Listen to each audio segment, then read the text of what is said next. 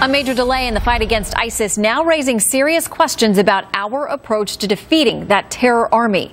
The Daily Beast reporting that the operation to take back that critical Iraqi city of Mosul is being pushed back to next fall or possibly beyond. But have no fear, the State Department says it is making progress in the fight. They're touting a, quote, Twitter offensive that they say is shutting down thousands of ISIS accounts.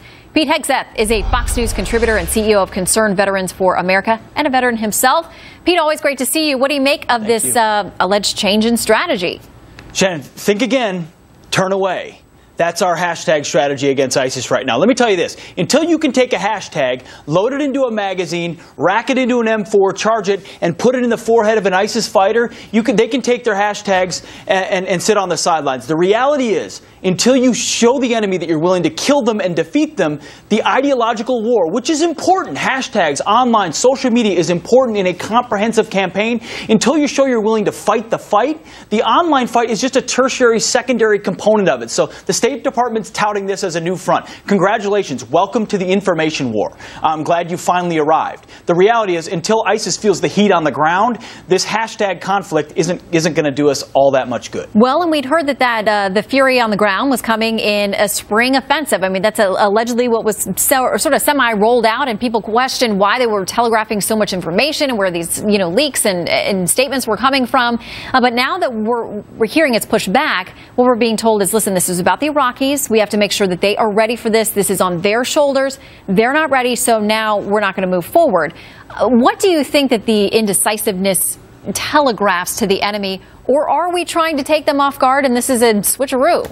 Shannon, I wanted to believe from the very beginning when we started talking timelines and when this offensive would begin that somehow we were talking about a giant feint, a distraction, a deception campaign from the Pentagon. Now with these new revelations, it looks just more like a three-ring circus than anything else. We know the Iraqi army isn't ready and capable. I know that from hearing from guys on the ground in Baghdad training Iraqi forces. They're not where we need them to be. So why we're out there talking about a spring offensive in the first place baffles me. I think we've got rhetoric getting in front of reality. Now we're talking about the fall or even beyond, and in the process, ISIS fighters are able to say, hey, if the siege is in Mosul, come on in as quickly as you can. Right now they're counting 2,000 fighters in Mosul. It'll be much more than that by the time an offensive commences. Remember the Battle of Fallujah that was so difficult for U.S. Marines and soldiers, America's most fearsome fighting force? There were 2,000 enemy in that city. To expect the Iraqi army to be capable with 9 months of training, I hope they can get there, but military planners realize that to sustain logistics, to push all the way up from Baghdad into Mosul,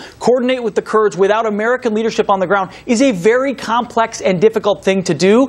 So they're suspending it because of reality, but all the while we're just laying our playbook in front of the enemy and showing how fundamentally unserious we are about a comprehensive campaign to defeat ISIS. Best to be prepared, and the element of surprise wouldn't hurt in some of these situations either. Wouldn't it? Pete Hegseth, thank you, sir, for your service to this country and for joining us tonight.